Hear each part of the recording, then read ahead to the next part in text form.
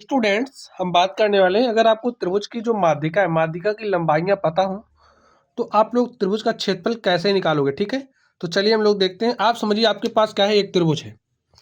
आपके पास एक त्रिभुज है और ये जो त्रिभुज है इसको हमने नाम दिया क्या, ए बी सी। त्रिभुज ए बी सी की जो माध्यिकाएं हैं, आप माध्यिका समझते हो ना। आप समझिए जैसे ये शीर्ष है, शीर्ष से सामने वाली भुजा पर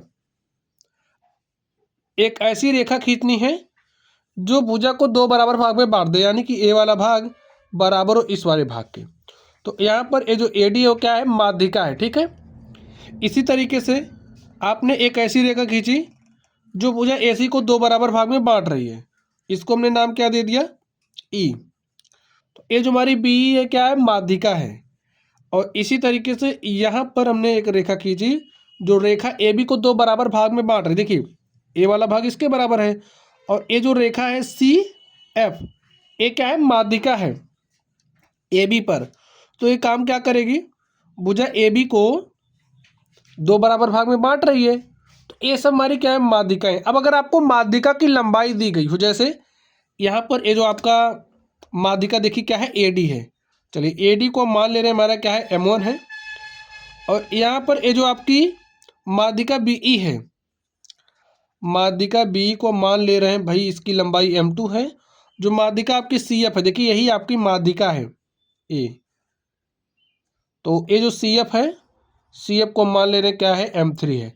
अब अगर आपको माध्यिका की लंबाई दी गई हो तो आप लोग क्षेत्रफल कैसे निकालोगे, फॉर्मूला देख लीजिए। त्रिभुज की माध्यिकाएं दिए होने पर त्रिभुज का क्षेत्रफल हमारा बराबर होता है 4/3 under root S of S minus M1। ठीक है, एस माइनस M2 और आगे एस माइनस M3। यहाँ पर एस क्या होगा, ध्यान तो देखिए, एस इज इक्वल टू होगा M1 plus M2 plus M3 upon में 2।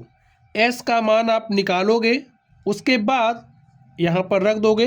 M1 M2 M3 का मान आपको पता होगा, तो जैसे ही इसमें आप रखोगे तो आपको त्रिभुज का क्षेत्रफल मिल जाएगा। ठीक है, तो स्टूडेंट आप लोग इसी फॉर्मूले का इस्तेमाल करोगे कब, जब आपको त्रिभुज की माध्यिका की लंबाइयाँ दी गई हो। तो चलिए आप लोग पढ़ते रहिए। Thank you.